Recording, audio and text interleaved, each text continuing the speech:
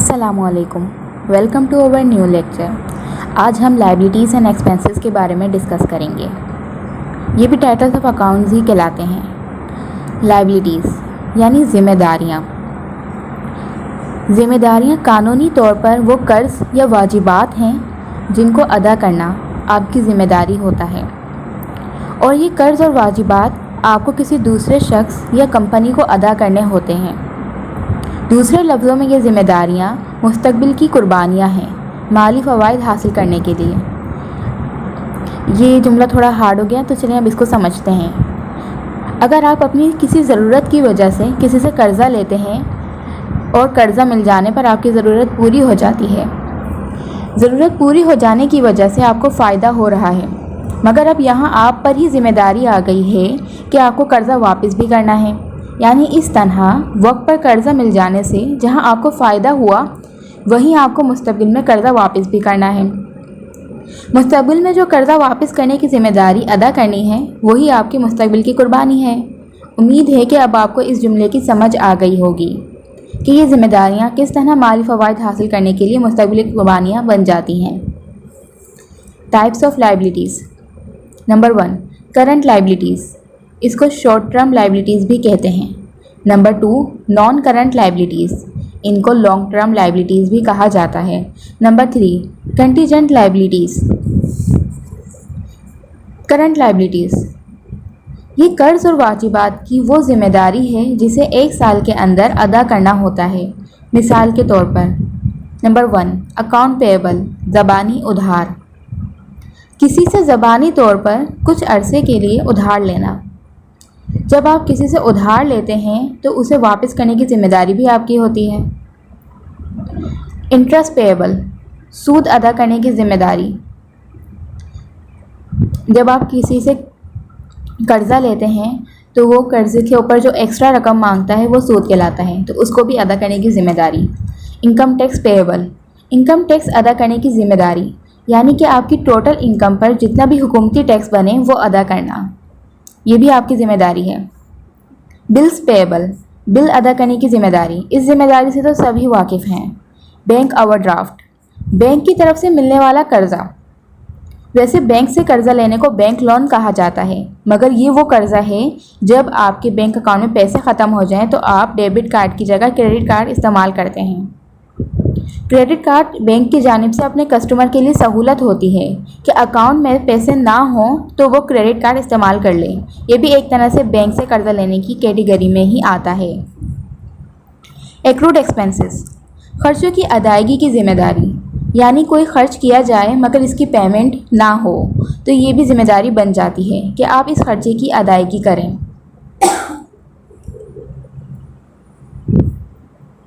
Short term loan, कम अरसे के लिए लिया जाने वाला कर्ज़ा, तय किए गए अरसे के बाद कर्ज़ा वापस करना पड़ेगा तो इसको भी ज़िम्मेदारी माना जाएगा। नॉन करंट लायबिलिटीज़, इस ज़िम्मेदारी को अदा करने की मुद्दत 1 साल से ज़्यादा की होती है, जब भी इसको लॉन्ग टर्म लायबिलिटीज़ भी कहते हैं। ये कारोबार को सरमाया फराहम करने में भी अहम किरदार अदा करती है। कारोबार लॉन्ग टर्म कर्ज़ा लेकर अपने सरमाए की ज़रूरत को पूरा करता है, चाहे वो ये कर्ज़ा अपने नए सरमाए के मंसूबों में लगाए या इससे कैपिटल एसेट्स ख़रीद लें। इसमें deferred tax liabilities, long term notes payable, bonds payable, mortgage payable और कैपिटल लीजेस शामिल हैं। बॉन्ड्स पेएबल यानी बॉन्ड्स इशू करके कंपनी अपने सरमाए की ज़रूरत को पूरा करने के लिए उधार लेती हैं, इसलिए इन पर ज़िम्मेदारी होती है कि बॉन्ड्स की वापसी की सूरत में उधार भी वापस करें। Long term notes payable, short term period के लिए ज़बानी उधार इस्तेमाल होता है, जबकि लॉन्ग टर्म पीरियड के लिए रिटर्न उधार इस्तेमाल होता है जो नोट्स पेएबल कहलाता है। 3rd नंबर पर हमारे पास है डेफर्ड टैक्स लायबिलिटी।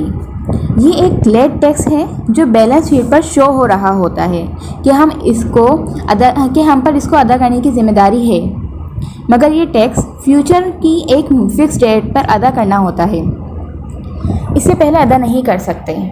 लिहाजा टैक्स कब जमा हुआ और कब अदा होगा के दरमियान वक्त में फ़र्क की वजह से इस ज़िम्मेदारी को लेट कंसीडर किया जाता है। नंबर 4, मॉर्गेज पेएबल यानी गिरवी वापस करने की जिम्मेदारी। गिरवी से मुराद अगर कोई शख्स आपके पास अपनी कोई चीज़ रखवाए और इसको रखवाकर आपसे कर्ज़ा ले तो ये प्रोसेस गिरवी कहलाता है। लिहाजा जब वो शख्स कर्ज़ा वापस करेगा तो आपको भी गिरवी रखवाई हुई चीज़ वापस करनी होगी। Number 5 and last, capital लीजेस। ये एक मुआहदा है जो किराएदार को किसी असासे के आर्जी यानी टेम्परेरी इस्तेमाल का हक देता है।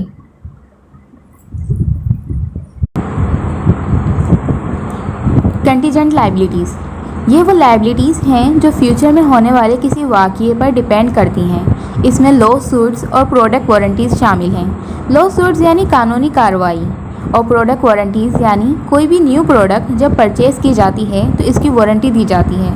ये इस वारंटी देने वाले के लिए ज़िम्मेदारी है कि वारंटी की मुद्दत के दौरान प्रोडक्ट ख़राब हुई तो वो ज़िम्मेदार होगा। उम्मीद है कि आपको प्रोडक्ट वारंटी अच्छे से समझ आ गई होगी। Next, expense. एक्सपेंस यानी खर्चे। ये खर्चों की वो किस्म है जो इनकम स्टेटमेंट में टोटल रेवेन्यू में से डिडक्ट होती है। इस डिडक्शन के बाद हमें अपनी असल इनकम मालूम हो जाती है कि कितना कमाया, इसमें से कितना खर्च हुआ और आखिर में कितना बचा है। कारोबार में खर्चे को तभी मान लिया जाता है जब वो पैदा हो, ज़रूरी नहीं कि आपने इस खर्चे की अदायगी की हो। एक्सपेंडिचर। इस फ्लो चार्ट के मुताबिक एक्सपेंडिचर दो तरह के होते हैं। एक कैपिटल एक्सपेंडिचर यानी सरमाए के खर्चे, दूसरे एक्सपेंस जिनकी अपनी 4 टाइप्स हैं, वेरिएबल वर्सेस फिक्स्ड एक्सपेंसेस और operating expenses versus non operating expenses. Fixed expenses and variable expenses. Fixed expenses में रेंट, सैलरीज, बेनिफिट्स और वेजेस शामिल हैं। कभी इनकी वैल्यू फिक्स्ड होती है और कभी वेरिएबल यानी कम या ज़्यादा होती रहती है।